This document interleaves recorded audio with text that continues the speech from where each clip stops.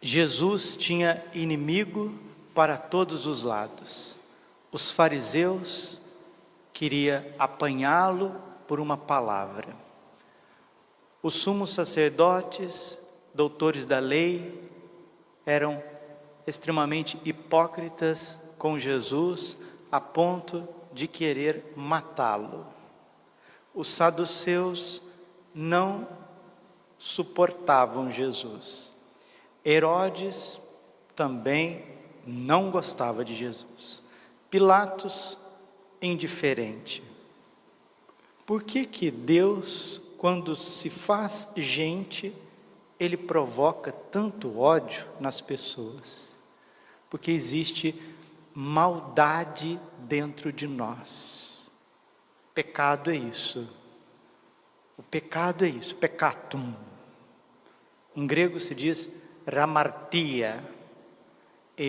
Meu coração tem ódio.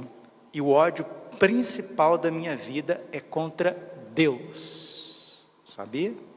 Você tem ódio de Deus. Esse padre agora está radical demais. O padre está forçando a barra. Não. Falar que nós somos pecadores e falar que nós temos ódio de Deus é a mesma coisa. Nos ensina Santa Elizabeth da Trindade. Pecado é revolta, em primeiro lugar, contra Deus Criador. Depois, como Deus legislador, os mandamentos. E depois, como Deus Pai. Há uma revolta contra a paternidade divina. Isso ficou claro na parábola do filho pródigo. Os dois filhos. O que fica remoído com o pai. E o que vai, quer se livrar do pai para se entregar aos prazeres. Tanto o filho pródigo quanto o filho mais velho, somos cada um de nós. Uns mais pródigos, o outro mais legalista. Os dois têm ódio do pai, de alguma forma. Por isso que nós precisamos de cura interior. Nós precisamos deixar Deus tocar em nós. Porque esses ódios que tem por aí, essas coisas que acontecem com a gente, essas indignações que a gente tem, em última instância é contra Deus, contra Deus. O padre Garrigou Lagrange, um grande teólogo dominicano, ele escreve um livro a respeito da alma, mostrando que o pecador, a alma que está em pecado, ela está em litígio contra Deus. É Israel, é o mistério de Jacó, que passa a noite lutando contra Deus. Ele quer bênção, ele quer ser religioso, quer ser padre, quer ser bispo, quer ser cardeal, está lutando contra Deus. Santa Catarina dizia, cardeal desobediente ao Papa, à igreja, à tradição, é demônio vestido de vermelho. Judas era cardeal, fazia parte do colégio dos 12. Então não é porque é freira, não é porque usa hábito, não é porque usa batina, que não é pecador. Todos nós somos pecadores, todos. Romanos, capítulo 3, versículo 20. Todos os homens pecaram, estão privados da glória de Deus. E é isso que Jesus, quando se encarna, ele sofre o mal, ele sofre o ódio por parte dos demônios e dos homens. Só que, nesse contexto físico, histórico, de 2000 anos, estava o Senhor, estava a Senhora, estavam vocês, caros jovens. Os nossos pecados estavam esmagando Jesus no Getsêmani. Os nossos pecados estavam crucificando Jesus no Calvário. Aqueles tapas, aquelas bordoadas, bordão, são aquelas varas grandes, mais de 2 metros. Isso chama-se bordão. Jesus foi coberto de bordoadas, são as suas revoltas. Os escarros de Jesus é a nossa soberba. É às vezes que a gente fala mal dos outros, que a gente fala mal do clero, fala mal da igreja. As nossas preguiças, as nossas soberbas, os pecados que nós cometemos no hoje da história, caiu sobre Cristo na sua paixão, na sua santa paixão. Hebreus capítulo 6, versículo 6. Todas as vezes que pecamos mortalmente, nós estamos cobrindo o Senhor de escárnios, estamos crucificando Jesus no nosso coração. Por isso que São Domingos Sávio dizia: antes morrer do que pecar. Santa Maria Madalena de Pazzi, quando ela ouvia a palavra pecado, ela ficava pálida e tremia. E os homens hoje fazem do pecado, do escárnio, um projeto de vida, a ponto do Papa Paulo VI dizer que o pior pecado do mundo moderno é achar que o pecado não existe. É isso que o Senhor está dizendo para nós hoje em Lucas 13:34. Jerusalém, Jerusalém, tu que matas os profetas. Ele não está falando Babilônia, Babilônia. Ele não está falando aqui Londres, Londres, Washington, Washington, Brasília, Brasília, Santiago, Santiago. Ele está falando de Jerusalém, está falando de Roma. Jerusalém é o Antigo Testamento. Roma, Jesus poderia muito bem hoje atualizar. Roma, Roma, tu que matas os profetas e apedrejas os que te foram enviados. Quantas vezes Roma, Roma, Vaticano, Vaticano, Igreja Católica, Igreja Católica, quantas vezes eu quis reunir os teus filhos como a galinha reúne os pintainhos debaixo das asas, mas tu não quiseste. É o mistério da liberdade, o mistério da iniquidade. O homem rejeita o coração terníssimo, misericordioso de Jesus. Os próprios santos anjos ficam estarrecidos de ver como que a nossa liberdade, ferida pelo pecado original, corrompida pelo mau exemplo do mundo que está ao nosso derredor, influenciada pelas forças malignas que estão espalhadas nos ares, porque a nossa luta não é contra homens de carne e sangue. Primeira leitura da missa de hoje, Efésios capítulo 6, versículos de 10 a 20, não é contra homens de carne e sangue que temos que lutar, mas contra os principados e potestades, contra os príncipes deste mundo tenebroso, contra as forças espirituais do mal espalhadas nos ares. Por isso nós precisamos resistir, meus irmãos, precisamos resistir, porque ninguém vai conseguir viver a virtude sem bastante resistência. Certa vez, Santo Afonso Maria de Ligório estava exorcizando um possesso, e Santo Afonso, por ser escritor, por ser formador de padres, ele perguntou ao demônio que estava naquele possesso, qual que era o tipo de pregação que o demônio mais detesta. E o demônio não queria dizer de jeito nenhum, e Santo Afonso, rezando, invocou Nossa Senhora. Quando invocou Nossa Senhora, ele não consegue, porque São Luís de Montfort diz no tratado, que de certa forma o demônio teme mais a Virgem Maria do que o próprio Deus. Que isso, padre? Sim, porque Nossa Senhora, sendo uma criatura, lhe humilha mais, ela esmaga a sua cabeça soberba, porque a Virgem é toda humildade, é toda agraciada, toda obediência ao mistério da Trindade. Por isso ela humilha Satanás, ela humilha os demônios, porque ela é a rainha dos anjos. E por isso que o coração dela imaculado, coração puro, terno, há de triunfar neste mundo. Por isso que o triunfo do Sagrado Coração é per cor Mariae, é pelo coração de Maria. Vivat cor Iesu, per cor Mariae. Viva o coração de Jesus pelo coração de Maria. E Deus se serve de Nossa Senhora como uma nova Eva para esmagar a cabeça da mesma serpente que matou a nossa mãe no paraíso, matou a alma da nossa mãe. Por isso que Jesus diz no Evangelho de São João que Satanás, ele é homicida desde o princípio, porque ele matou Eva, ele matou Adão, porque eles foram criados para a imortalidade. O livro da sabedoria nos diz isso no capítulo 2.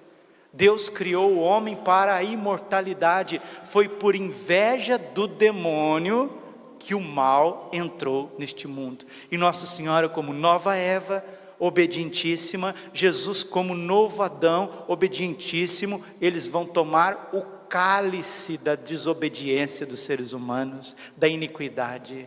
O cálice da maldade, o cálice do pecado pesa sobre o coração santíssimo da Virgem, sobre o Sagrado Coração de Jesus. Por isso nós renovamos este mistério em cada Santa Missa, por isso que precisamos adorar o Santíssimo Sacramento, por isso que precisamos nos consagrar a Nossa Senhora para participarmos bem da Santa Missa, para termos os méritos de Nossa Senhora. Um dia uma pessoa perguntou ao Padre Pio: Padre, como que nós devemos participar da missa? Como Nossa Senhora aos pés da cruz, humildade, pureza, obediência, adoração, oferecendo sacrifício, nos unindo à Santíssima Virgem. Assim nós tocamos o mistério de Cristo, nós mergulhamos nas chagas de Jesus, e as chagas de Jesus, elas têm poder contra toda enfermidade, contra todos os demônios, contra todos os maus pensamentos, contra todas as tribulações. Tudo que a gente vive nestes tempos, as chagas de Jesus estão acima de tudo isso, de todo desemprego, de todo desamor, de toda tentação da carne, de todo pecado, porque Romanos 5:20 está escrito: onde abundou o pecado, superabundou a graça. A graça de Deus, o favor de Deus, o querer de Deus, na pessoa do seu Filho encarnado e na corredentora, no coração imaculado de Maria, salva 1 milhão de mundos. E nós precisamos estar debaixo desses corações santíssimos, para que não aconteça com a sua vida o que aconteceu com Jerusalém, o mistério da rejeição, o mistério de endurecer a mente e o coração. Por isso que Nossa Senhora vem aparecendo tanto na face da terra e chorando, lacrimejando, porque ela olha para a Igreja Católica e chora diante do mistério de endurecimento que tomou muitos corações, muitos corações. Jesus chorou sobre Jerusalém, Nossa Senhora está chorando sobre o catolicismo odierno, porque tem endurecido o coração. Quantas vezes eu quis reunir teus filhos, como a galinha reúne os pintinhos debaixo das asas, mas tu não quiseste. Eis que vossa casa ficará abandonada. Profanações e mais profanações, não se respeita a lei matrimonial, uniões pré-matrimoniais sem o sacramento, e vai passando anos a fio, sem casamento, sem santificar a união conjugal do homem e da mulher, e vai vivendo assim por anos a fio, e vem os filhos, e não batizam os filhos. Depois vem as crianças, não dá boa catequese para as crianças, e a gente cresce em meio a uma sociedade absolutamente alheia ao mistério divino, as coisas de Deus. A gente percebe esse ativismo judicial, o comunismo inoculando os poderes das nações, mas tudo isso começa na base, tudo isso já começa na família, no coração do pai, no coração da mãe, nos sacerdotes, na formação seminarística, na vida consagrada. a fidelidade que é deixada de lado, o sacrifício que é deixado de lado, então os corações vão se corrompendo, vai acontecendo uma corrupção geral, e quando acontece essa corrupção geral, geralmente, quando acontece uma corrupção generalizada, infelizmente, surgem guerras, conflitos. Queridos, o ano passado, isso faz exatamente um ano. Era domingo, dia 27 de outubro do ano passado. Eu tinha terminado a minha 4ª missa. Estava exausto, de cansado. Cheguei em casa, o Espírito Santo me impeliu a escrever algo. Escrevi rapidamente no celular. Estava muito cansado, tinha celebrado 4 missas, eu queria somente descansar. Isso já era 9, 9h30 da noite. Mas a hora que eu sentei para respirar, o Espírito Santo gritou dentro de mim. Isso foi dia 27 de outubro do ano passado. Foi uma luz, uma palavra que Deus fez com que eu escrevesse. Eu escrevi e hoje eu estava meditando. Veja se foi uma palavra profética ou não, porque foi dia 27 de outubro do ano passado. Nada disso que nós estamos vivendo hoje, em outubro do ano passado, entre aspas, as coisas estavam, entre aspas, muitas aspas, normais. Olha o que o Espírito Santo colocou no coração do padre. Uma palavra profética. Daqui para frente, tudo será diferente. O tempo da normalidade das coisas já passou. Desde o momento presente até o triunfo do coração imaculado de Maria, a igreja e o mundo serão drasticamente transformados. A virtude e a ordem serão praticamente extintas, e a inversão dos valores chegarão à esfera de uma estranha insanidade. A atmosfera espiritual estará pesada, a caridade e a verdade desaparecerão dos corações, e o desânimo abaterá principalmente os sacerdotes. Isso não é pessimismo ou fatalismo, é simplesmente a realidade das coisas. Os únicos que suportarão este período crítico que já estamos vivendo serão os contemplativos, sem uma vida interior profunda, consagração constante ao coração imaculado de Maria e muita adoração ao Santíssimo Sacramento, só restará uma enorme confusão generalizada. O certo se passará por errado e o errado por certo. A noção de lei natural será rejeitada e o que é disforme e bizarro ganhará um espaço crescente nas instituições mais importantes das nações. O paganismo reinará no interior dos templos católicos e a Europa será dizimada pelos muçulmanos. As grandes potências se atacarão mutuamente e haverá mortes, fome, pestes e desespero por todos os lados. No Brasil, os bons padres serão perseguidos e afastados. As igrejas bem localizadas serão palco de abominações pagãs e sincretismo religioso. A natureza da Sagrada Liturgia será afetada e haverá uma multidão de mártires. O caos se instalará por conta de uma mega crise financeira que desestabilizará todas as classes sociais. O crime aumentará e a insegurança impedirá a realização das meras trivialidades cotidianas. Os homens sentirão o peso da iniquidade e a consequência de ter rejeitado e zombado do que é santo, do que é sagrado e instituído por Deus. O clima e as potências da natureza estarão em constante convulsões. A terra se tornará fria, o sol perderá pouco a pouco seu brilho. O Senhor protegerá os que são seus.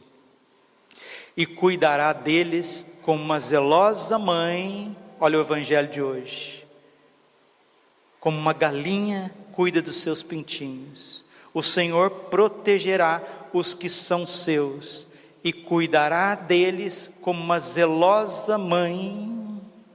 Olha Nossa Senhora, olha as aparições verdadeiras de Nossa Senhora, olha a consagração ao coração imaculado de Maria, olha os santos cenáculos. Vejam como que o Senhor vai proteger aqueles que são seus nestes tempos. Os dias são maus e a única atitude sensata a se tomar é depor as ilusões pueris que gritam dentro dos porões do pensamento e se render concretamente ao senhorio de Cristo, pois o tempo das vacas já passou. Daqui para frente só restarão carcaças. Felizes dos que morreram na amizade do Senhor. Bem-aventurados são estes, porque a medida da taça da justiça já está transbordando.